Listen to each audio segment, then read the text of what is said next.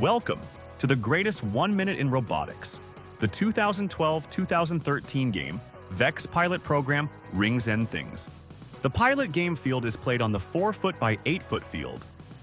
The object of the pilot game is to score the highest points possible by placing balls in rings, placing balls in low and high goals, and parking your robots on the ramp.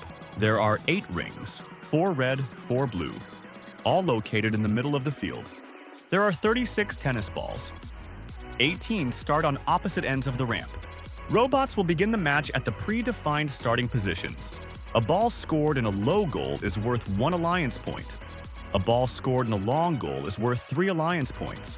Balls can also be scored in a ring. 2 alliance points and 1 individual point for every ball scored in a ring.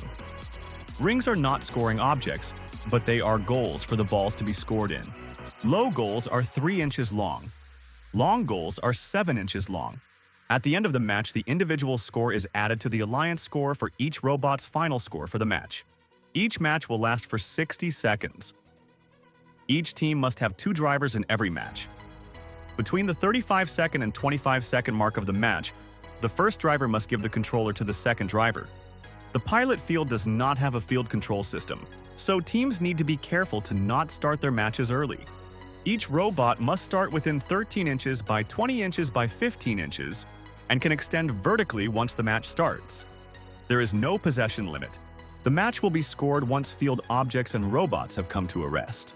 At the end of the match, a robot that is parked on the ramp gets 2 alliance points. Additional 3 alliance points if the second robot is parked on the ramp.